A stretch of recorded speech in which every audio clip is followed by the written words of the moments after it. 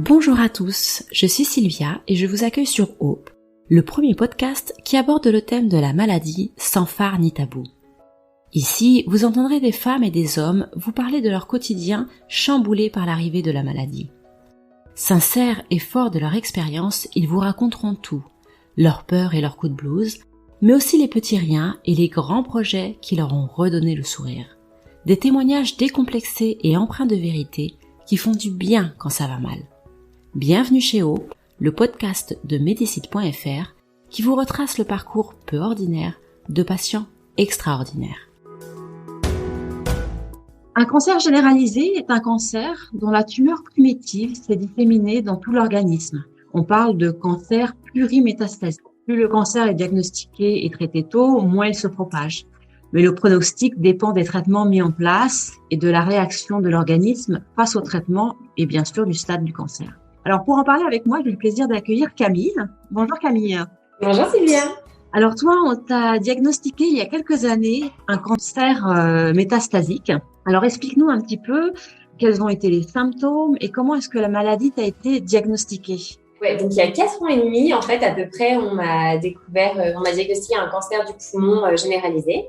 Alors que je fumais pas, je faisais beaucoup de sport, j'étais encore étudiante. D'ailleurs, je travaillais à l'hôpital, je faisais ma thèse sur les cancers avant de l'avoir. Et du coup, en fait, je traînais des douleurs osseuses au niveau des lombaires et au niveau des cervicales depuis environ 6 mois. Mais comme je passais pas mal de diplômes, de choses, de petits diplômes universitaires, de choses comme ça dans le cadre de mes études, j'ai laissé un petit peu traîner et comme je n'étais pas plus fatiguée que ça, j'avais aucune altération de l'état général ou voilà.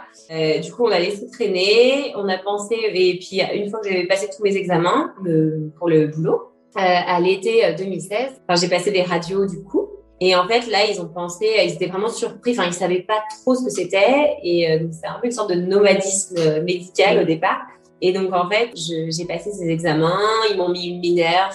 Et voilà, on m'a mis une minerve pendant tout l'été 2016, histoire de m'en faire baver un peu, là. Au niveau du bronzage, c'était nickel. Ouais. C'était magnifique. Et en fait, c'était pas du tout ça, quoi. À la rentrée, mais c'était des douleurs très particulières, tu vois. C'était pas comme des douleurs, de musculaires, c'était très particulier. Ça pouvait venir, partir, Et en fait, de fil en aiguille, donc je passe tous ces examens. Et finalement, un jour, je reçois un appel, j'encadrais les urgences à ce moment-là à l'hôpital et je reçois un appel du rhumatologue qui me suivait parce que j'ai dû, pour vraiment trancher en fait sur le résultat, sur le diagnostic d'un cancer, en général, on fait un diagnostic de cancer via une biopsie en fait. On peut pas juste avec des symptômes. Donc en fait, j'ai passé une biopsie au niveau d'une de mes vertèbres. Et en fait, là, le rhumatologue m'a appelé pour me dire qu'on allait probablement avoir les résultats le lendemain. Et donc, moi, en fait, travaillant à l'hôpital, j'avais accès à toute la plateforme des patients. Donc, et comme je suis un peu fouine, apparemment, et curieuse, du coup, je suis allée voir mes résultats parce que je me suis dit, s'il m'a appelé pour me dire que demain, ça serait bon, voilà. Et donc, je vais voir. Et là, j'étais dans le plus petit bureau des internes parce que je faisais des spécialités. J'étais interne en dentaire, en fait, à ce moment-là. D'accord. Et là, je découvre toute seule l'impensable. Et je me souviens de cette phrase, elle est gravée dans ma tête, même quand j'en reparle. Je vais essayer de pas pleurer, mais même quand j'en reparle, ça reste un moment vraiment, parce que je me souviens très bien de la petite phrase qui était écrite, probable métastase osseuse d'un cancer, probablement d'origine pulmonaire, le statut mutationnel de la tumeur est en cours, etc. Et donc là, tu vois, tu vérifies ta date de naissance, tu remontes avec la petite roulette de la souris, tu revérifies ton nom, ton prénom, et là, tu te dis, c'est pas possible. Et en fait, j'avais 26 ans et on m'a découvert, que en fait, j'étais couverte de métastases, couverte de la tête aux pieds. Et voilà. Et j'ai vu mes résultats. Et le lendemain, en fait, le rhumatologue, il nous a croisés dans le couloir. Mon mari, maintenant, m'avait rejoint à ce moment-là. Et il nous a croisés on attendait, en fait, le rendez-vous. Puis, on lui a dit, quand il est passé, il a dit, on va attendre votre maman. Parce qu'il m'avait conseillé de venir, je lui avais dit accompagner. Ouais, voilà. Et en fait, ma mère, qui était à Nantes à l'époque, moi, j'étais à Brest, avait fait la route parce qu'elle était en week-end avec des amis pas très loin de Brest. Et en fait, elle est venue mais avant même qu'elle arrive, du coup, j'ai croisé le rhumatologue et j'ai dit, on a regardé les résultats. Donc, et en fait, avec du recul, je sais que le rhumatologue, il me l'a dit, parce que j'ai gardé longtemps une belle relation de bon contact avec eux, en fait, avec les médecins qui m'ont suivi. Et il m'a dit que ça avait été compliqué pour lui parce qu'à chaque fois, en fait, soigner quelqu'un qui est dans le milieu médical, c'est vraiment c'est l'arroseur arrosé, bah oui. enfin, ou pas. Mais bon, donc voilà, c'était pas simple, je sais, du côté soignant, tout ça. Puis à chaque fois, je connaissais un petit peu les traitements qui allaient être mis en place parce que j'avais beaucoup d'amis. Du coup, comme je faisais ma thèse sur les cancers, j'avais beaucoup de relations au niveau des radiothérapeutes, des oncologues. Et donc, j'étais toujours renseignée à peu près sur ce que j'allais avoir. Ouais. Donc, c'est à la fois super bien parce que du coup, ça me permet d'anticiper un petit peu les choses. Et en même temps, le revers de la médaille, c'est que du coup, j'étais soignée par mes propres collègues avec qui je mangeais le midi. Et à un moment donné, je ne pouvais plus, en fait. J'ai dit stop, là, je change d'hôpital. Enfin, du coup, je suis rentrée chez mes parents à Nantes au bout de quelques mois parce que c'était trop lourd de croiser... Voilà, de faire comme si tout allait bien alors que c'était oui, arriver à trouver l'équilibre et mettre les barrières entre le patient et les relations de travail. Oui, voilà, j'imagine. Ouais. Je suppose que cela a énormément impacté ton quotidien, peut-être même ta vie professionnelle. Est-ce que tu peux nous expliquer un petit peu comment ça s'est passé? Ouais, alors sur le quotidien, en fait, juste, tu m'avais demandé, je crois, comment vous l'avez vécu. Moi, j'ai bien répondu. Comment vous avez vécu le diagnostic? Et donc là, j'avais juste, en fait, juste ça rapidement. Juste, je l'ai vécu un peu comme le jour du diagnostic où j'ai découvert tout ça. Tu vois, le soir même, j'ai pensé à mon enterrement. Enfin, vraiment, je me suis dit, bon, c'est fini. Enfin, en métastase directe, en fait, tu penses mort, cancer. Ouais. Déjà, on pense à mort. Et en plus, métastase, alors là, bon, c'est la fin des haricots. Et du coup, puis j'étais recouverte. Donc, et donc, le soir même, vraiment, enfin, franchement, c'était très dur. J'étais avec des amis, ils essayaient de me changer les idées, mais, enfin, ils essayaient tous, mais en fait, c'était, voilà, c'est tellement dur. Enfin, t'es choquée, en fait. T'es sous choc.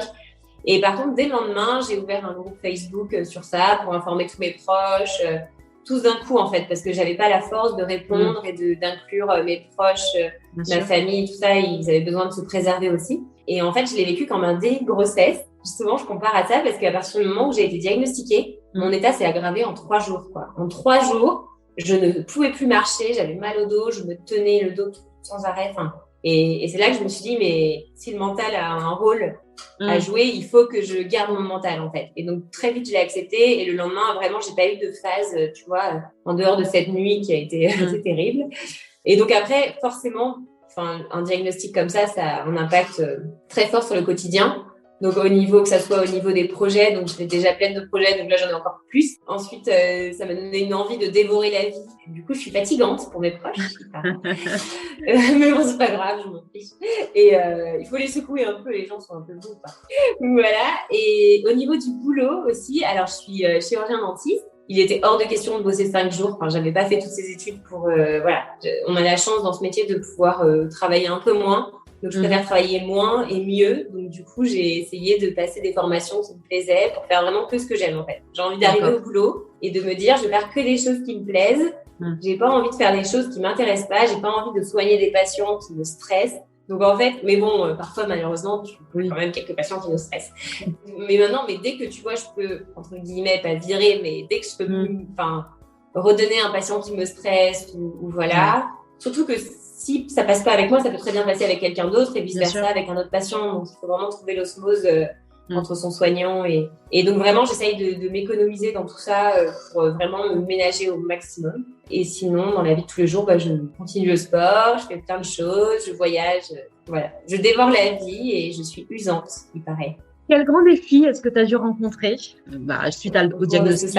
Alors, en fait, je crois que le plus grand défi, c'est que forcément, lorsqu'on apprend à 26 ans qu'on a alors qu'on est en pleine, pas force de l'âge, mais une femme à 26 ans, forcément, elle a des... Enfin, forcément, non, pas forcément, mais elle a des projets peut-être de mariage, de grossesse. Moi, on m'a annoncé en fait que j'étais ultra féconde et du jour au lendemain, on m'a dit par contre, porter un bébé, non, mais laissez tomber. Hein. Et donc, moi, j'avais envie d'avoir 4 enfants, d'avoir une grande famille, les projets assez classiques finalement, d'avoir une jolie maison, d'avoir... et puis finalement, tout s'écroule parce que en fait, c'est très souvent je compare ça, c'est un peu la triple épée de Damoclès quoi. T'as peur de mourir, tu peux pas avoir d'enfants, tu peux pas emprunter pour acheter un appartement comme tous tes amis. Et puis là, tu commences à recevoir les faire-part de tes proches qui tombent enceintes. Et toi, t'es là en train de batailler à juste essayer de survivre en fait, d'accepter ce truc, énorme qui t'est tombé dessus. Et donc en fait, comme je suis un peu autruche sur les bords, je me suis pas trop posé la question j'essaye vraiment de tracer ma route sans me soucier de tracer, d'avoir confiance.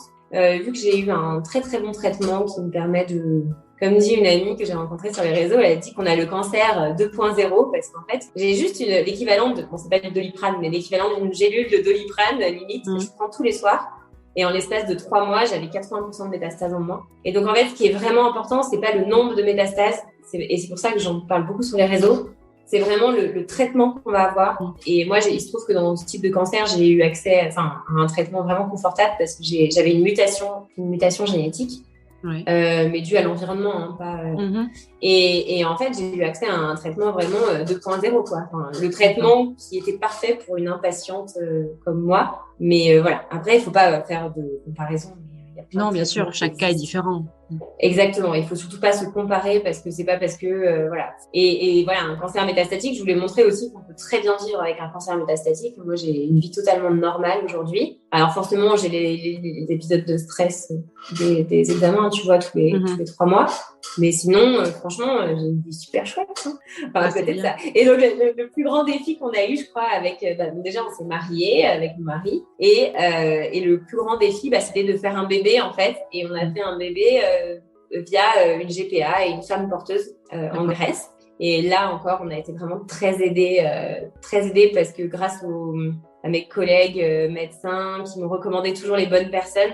Et c'est ce que je trouve un peu dommage parfois parce que là pour le coup c'était le revers de la médaille mais qui était plutôt chouette d'avoir des amis dans le milieu médical parce que en fait parfois ça peut être dur et en même temps ils étaient toujours là pour moi à me donner les bons conseils, à me recommander les bonnes personnes et j'ai beaucoup d'amis qui ont des cancers du sein que j'ai pu rencontrer depuis tout ça et qui se font prélever leurs ovocytes en France, tu vois, et qui peuvent à la fin elles sont guéries de leur cancer et elles peuvent rien faire de leurs ovocytes. Parce que la GPA est illégale en France. La GPA, donc c'est grossesse pour autrui. En fait, elles peuvent rien faire de leurs ovocytes et je trouve ça vraiment très dur en fait, parce que déjà cette maladie c'est quelque chose de très lourd, qui détruit et qui ronge, même si je parais gaie comme ça, mine de rien, c'est quand même quelque chose qui nous ronge un petit peu. Et on a beau être forte, c'est quand même pas rien à porter tous les jours pour nos proches. Et du coup, cette GPA, ça a vraiment été le plus gros pied de nez, je pense que j'ai pu faire. Et en plus, c'est mes ovocytes, les spermatozoïdes de mon mari, donc c'est vraiment notre bébé génétiquement et il est merveilleux et il a bientôt 2 ans. Et sinon après j'ai plein d'autres défis sportifs, écrire un livre que j'ai quasiment fini. D'accord. Donc voilà. Et justement, tu fais la transition. Quels sont du coup tes projets aujourd'hui? Alors mes projets, donc il y a ce projet de livre qui est, je vais pas dire quasi fini, mais j'ai envie d'aller jusqu'à la GPA, donc il faut que je le prolonge un petit peu. Ensuite, je voulais faire l'ascension du Mont Blanc à la fin de l'année. Mais en fait, j'ai toujours 1 milliard de projets. Après, ils vont pas tous forcément au bout, mais bon, j'ai encore plusieurs années devant moi pour aller au bout. Et sinon, je fais du tennis toutes les semaines au niveau du sport. Et j'avais un projet de couture aussi avec un couturier. Mais bon, le problème, c'est que je peux toujours faire plein de choses, mais bon, je travaille quand même à côté, donc je peux pas non plus. Puis pourquoi pas un jour un deuxième bébé, mais bon, pour l'instant, c'est pas forcément à l'ordre du jour. Mais voilà, j'aimerais bien faire un petit frère. À Gaspard. Voilà. On voit que ton moral a beaucoup aidé dans la prise en charge de ta maladie. Est-ce qu'il y a d'autres choses qui ont pu t'aider dans tout ce parcours? Alors, donc, il y a tous mes collègues médecins. Ça, clairement, ça m'a aidé parce que tu vois, les 3 premiers mois, j'arrivais pas à parler à mes amis quand même. Je me suis pas renfermée, mais je parlais que via le groupe Facebook ou Instagram que j'avais créé. C'est trop lourd en fait de répéter 40 fois la même chose. Oui, j'ai passé mon IRM. Oui, j'ai une métastase de la tête. En fait, on a besoin de se ménager et ça, c'est le plus important. Donc, ça peut paraître égoïste, mais du coup, maintenant, je sais ce qui est bon pour moi et si ça peut paraître égoïste, je m'en fiche en fait. C'est comme ça.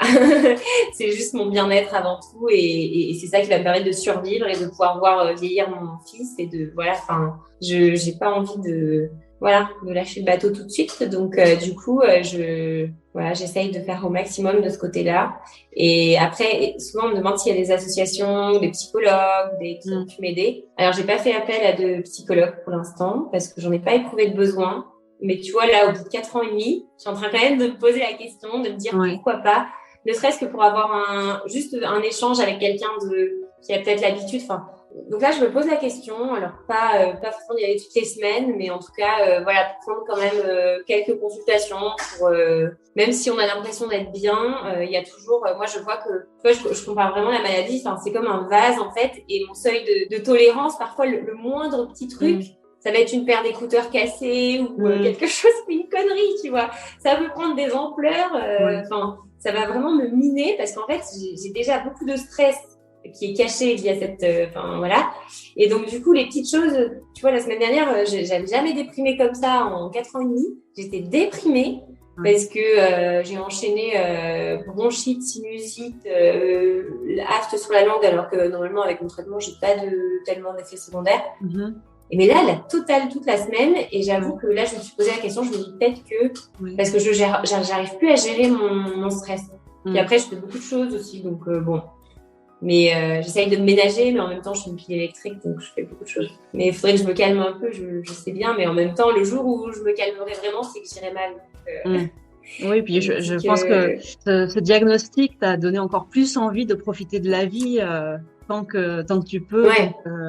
Tu as la possibilité de le faire, quoi. Puis tu vois, je trouve que ça renforce les qualités, mais ça renforce les défauts aussi. Donc avant, j'étais impatiente et je suis encore plus impatiente, intolérante. Donc, je suis pas forcément évidente à vivre. Avant, j'étais déjà, voilà, je croquais vraiment la vie à pleines dents et je suis sportive et tout, et ça m'a renforcé aussi tout ça. Et ça n'a pas renforcé que les défauts, hein, heureusement.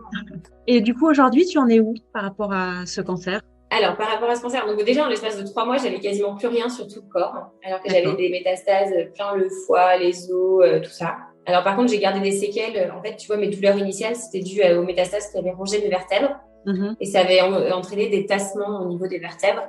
Et c'est ça, en fait, qui me faisait mal. Et les seules positions qui me réconfortaient, qui me faisaient moins mal, c'était le fait de plier les genoux devant, tu sais, comme un fœtus. Donc, du coup, j'étais toujours un peu en mode grenouille ou fœtus pour me soulager le dos parce que ça me détendait les lombaires et la colonne. Donc, j'avais vraiment une position qui ressemblait à rien. C'était n'importe quoi. Et donc, au niveau du corps, tu vois, ça fait à peu près 4 ans et demi que c'est totalement stable, mais par contre, c'est revenu à la tête parce que le problème de ces traitements de thérapie ciblée, en fait, c'est que on peut développer des résistances et comme beaucoup de médicaments, ça passe pas parfaitement la barrière hémato-encéphalique, au niveau de la tête, tout simplement. Et du coup, à la tête, on surveille ça de près parce que j'en ai quelques-unes. Donc, c'est sous contrôle, mais j'en ai 4-5 qui sont à surveiller quand même. Mais tu vois, elles font 1 millimètre. Mais malheureusement, à partir du moment où ça passe à la tête, c'est un peu chiant. Donc, du coup, voilà, je suis quand même contrôlée tous les 3 mois. Et ça, probablement pendant longtemps. Mais ça va bien quand même. Bon, tant mieux. Est-ce que tu aurais des conseils à donner? Je pense que tu y en as plein, mais est-ce qu'il y aurait quelques conseils en particulier qui pour toi te semblent importants et que tu pourrais donner à ceux qui nous écoutent? Alors, les conseils que je peux donner, je suis sûre qu'après je vais dire ah mince, j'ai oublié ça. Mais en tout cas, je pense que ce qui est essentiel, c'est s'entourer des bonnes personnes, ça c'est clair. Ça sert à rien de rester avec des gens par politesse. Quitte à pas être poli, c'est pas très grave. Il faut mieux s'entourer que des meilleurs. Et ensuite, moi, dans le cadre de ma vie, à la fois professionnelle et personnelle, j'essaye d'éloigner toute source de stress. Alors après, j'essaye, c'est jamais facile. Donc j'en fais un peu qu'à ma tête, mais en tout cas, ce qui compte, c'est vraiment le bien-être. Et après, j'essaye de transformer ce fardeau en force finalement. En fait, cette maladie, mon oncle qui m'avait dit ça, et je trouvais ça très vrai. Elle fait passer de l'ordinaire à l'extraordinaire. En fait, chaque petite chose devient a une saveur différente. Je pense que c'est hyper important ces petites choses. C'est des choses vraiment toutes bêtes où on peut agir vraiment, sur lesquelles on peut agir tout le temps. Voilà, s'entourer des gens qui sont bienveillants et qui nous veulent du bien et qui nous apportent quelque chose aussi parce que on a besoin de penser parfois un peu plus à soi. Je pense parfois par gentillesse ou par politesse ou c'est important d'être là pour les autres, mais il faut aussi penser à son bien-être. Il faut pas attendre d'être malade pour tu vois, moi, maintenant, si on me propose une soirée alors que je suis crevée, non, je suis fatiguée, je vais pas faire... Donc, alors, c'est vrai que ça peut paraître, tu vois, t'es à la frontière entre l'égoïsme et le bien-être, comment dire, c'est trop tard, quoi. Bah ouais. Sans être non plus égoïste. Bien sûr. Mais effectivement, on comprend la nécessité de prendre soin de soi et parfois mettre des barrières qui sont pas forcément faciles à comprendre pour les autres, mais c'est une nécessité pour toi. Maintenant, ils le comprennent, tu vois, mais ils le comprennent parce que j'ai un cancer. Est-ce qu'ils le comprendraient si j'avais pas cette maladie? Et c'est dommage. C'est dommage qu'ils ne comprennent pas. Ça, c'est vraiment dommage. Et maintenant, moi, mes amis ont compris, ils n'en veulent pas parce que parfois, ils voient parce que je peux paraître toute pimpante, tout ça, souriante et tout, mais j'ai forcément des moments, j'ai un traitement très lourd. Enfin, c'est comme si je me droguais tous les jours. Donc, Oui. donc tu vois, j'ai quand même parfois besoin d'un peu plus me reposer. Et puis, ouais, de ménager et penser vraiment. Je pense que chacun sait ce qui est bon pour lui, donc il faut vraiment faire ça. Et puis surtout aussi, forcément avoir confiance en la médecine, parce que les traitements évoluent. Donc oui, les cancers de toute façon, il y en a de plus en plus. Ça touche de plus en plus de jeunes patientes comme moi. Et moi, j'ai une activité professionnelle totalement normale. J'ai beaucoup de collègues, c'est pareil, de copines plutôt, qui bossent. Alors après, forcément, ça dépend de quel type de traitement on a, mais voilà, faut que ça soit c'est un peu une piqûre de rappel, ce cancer. Tu te dis, bon, allez, maintenant, je me prends en main, je m'occupe de moi et avoir confiance en la médecine. Et je profite aussi de tous les moments qui me sont donnés pour profiter de ma famille, des enfants. Exactement, c'est hyper important. Et par contre, faut pas dire aux cancéreux de dire, faut éviter de dire, parce que tu vois, on peut avoir des petites maladresses tous les jours. Ouais. Enfin, c'est hyper dur. Il faut essayer de se protéger. Mais moi, comme j'ai pris le parti d'en parler en fait facilement, j'en parle vraiment. Voilà, comme si j'avais une nouvelle paire de chaussures. Non, on s'en fiche pas. Mais maintenant, ça fait partie de ma vie, donc j'en parle très facilement. Bon, je le dis pas forcément à mes patients au cabinet, mais si vraiment. J'en parle facilement. Si il me voit sur Instagram et qu'il m'en parle, bon, je vais pas le cacher de toute façon. Bien sûr. Mais je l'assume totalement. Voilà, ça fait partie de ma vie. Ouais. Et puis le fait puis ça a été ma façon à moi en tout cas de me protéger ou d'avancer et voilà, d'en parler sans tabou, parce que voilà. Mais t'as aussi le revers de la médaille, encore une fois, qui fait que parfois les gens viennent te voir et te disent oh là là. Mon cousin, il a la même chose que toi. L'oncologue lui a dit que ça allait pas le faire. Il y a des gens, parfois, mais on se rend pas compte quand on n'est pas de ce côté-là. Mais vraiment, il y a des gens qui sont maladroits. Et ça peut faire beaucoup de mal. En tout cas, si on est dans une période où on est un peu moins bien, parce que quand on a un cancer, tu peux avoir des périodes un peu plus, mais comme tout le monde. Et voilà. Ou sinon, quand tu passes un IRM ou un scanner et qu'on te dit alors verdict, enfin, c'est pas un jeu quoi. Enfin, c'est ma vie qui est en jeu là. Enfin, et en fait, c'est des petites maladresses. Ou les personnes qui ont perdu les cheveux, oh mais ça te va super bien les chauves, on n'a qu'à te raser la tête aussi, hein. On va voir. Non mais tu vois, c'est des bricoles, mais n'empêche que quand t'es touché par cette maladie, t'en baves tellement que t'as pas besoin d'entendre, donc faut quand même faire très attention. Je pense qu'il faut essayer d'être naturelle, bienveillante et pas non plus, moi j'avais pas besoin qu'on soit trop dans la pitié et l'empathie, parce que j'avais juste envie qu'on me propose des voyages, des trucs stylés, et voilà. En tout cas, merci beaucoup pour le partage de ton expérience. Avec plaisir. Bravo pour ton courage, parce qu'effectivement, je comprends bien que ça a été une annonce difficile, mais que tu as réussi à lever la tête et à aller de l'avant et à te mettre des beaux projets et des beaux défis en perspective. Donc, tu nous raconteras peut-être à l'occasion ton ascension du Mont Blanc. Ah ben oui, mais je la fais déjà, hein, parce que là on avait pris rendez-vous, mais bon, on a réservé un truc, mais c'est pas encore. Je vais m'entraîner un peu. Merci Sylvia, à bientôt. À bientôt. Au revoir.